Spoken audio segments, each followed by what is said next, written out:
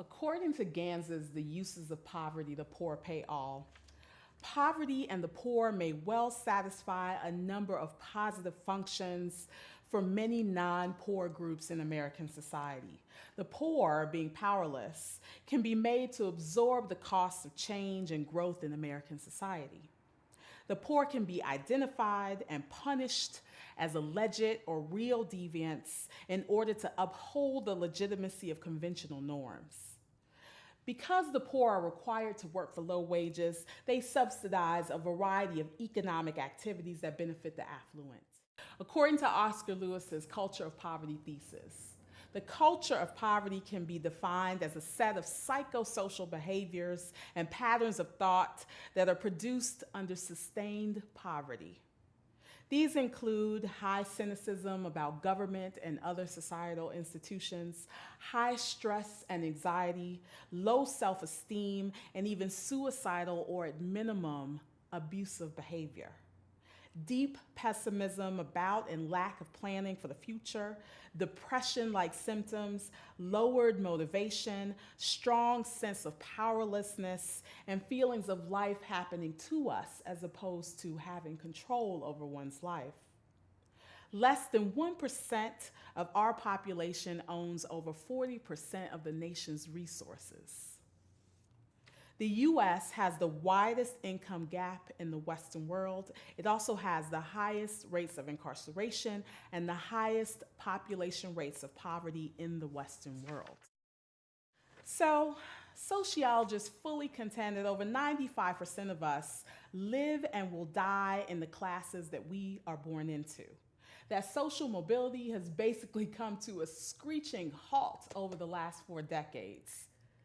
Top earners on Wall Street earn in 1 hour what the average American worker earns in about 21 years.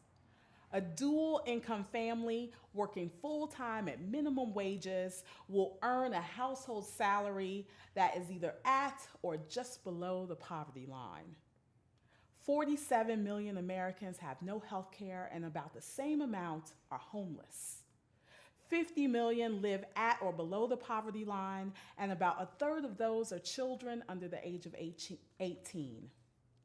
About a third of those are children under the age of 18. In the calculation of that poverty line, we don't include costs like medical debt, student debt, transportation, childcare, or other household expenses. If we did, as many sociologists agree, we can estimate that the number of folks in poverty would be about 100 million people out of just over 300 million.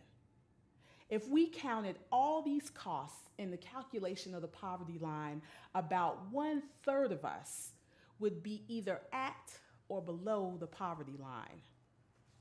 According to William Julius Wilson's theory of the urban underclass Americans live on less than $2 a day, often live in severely economic depressed areas, have little or no models of employment behaviors to imitate or learn from, often experience or witness high male unemployment and high male incarceration. They have higher rates of emotional, physical, drug, and every other kind of abuse. The poorest people are the most likely to be victims of violent crime. Women, mothers, and girls overburdened with multiple jobs, household responsibilities, and childbearing and child rearing are the most likely to be underpaid for the same work with the same experience, and they are the most likely to end up in poverty. And all of this doesn't even include the additional variable of race.